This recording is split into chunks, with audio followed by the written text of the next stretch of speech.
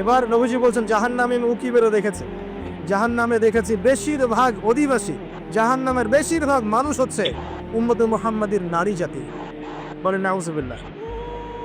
এই নারী জাতি মানে আমার বোন, আপনার মা, আপনার স্ত্রী, আমার বোন, আমার মা, আমার স্ত্রী, আমাদেরই তো। নারী কি আমাদের বাইরে? কেন তারা জাহান্নামে যাবে? নবীজি বলছেন কয়েকটা কারণ। এক, তারা বেশি বেশি লানত এবং অভিশাপ করে। এক। দুই, তারা এমন কিছু কাপড় পরে শেষ জামানায় বাইরে ঘুরবে যে কাপড়গুলো পরেও তারা নগ্ন থাকবে। দুই, অর্থাৎ বেপরদামির কারণে। তিন, তারা বুক পিঠ চাপড়ায়, প্রলাপ বিলাপ করে, এটা একটা কারণ। চার, তারা স্বামীর সাথে কখনো কখনো কুফরি করে। কেমন? স্বামী সারা জীবন যদি তাদের ভরণ পোষণ ভালোবাসা দিয়ে যায়, কোনো একদিন যদি কোনো সমস্যা সৃষ্টি হয়, বলবে যে সারা জীবন তোমার কাছে কিছুই পাইলাম।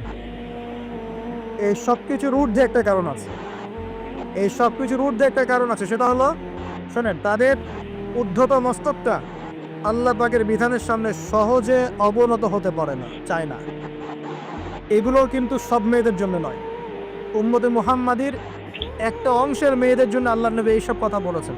আবার এমনও মেয়ে আছে, শোনেন, এমনও মেয়ে আছে যারা ইমান আমল টিকে রাখার জন্য না খেয়ে থাকতেও রাজি আছে। এমনও মেয়ে আছে, এমনও বহু দিনী মেয়ে আছে আমাদের সমাজে, যারা ইমান আমল ধরে রাখতে চায়, পরিবার তাকে রাখতে দেয় না।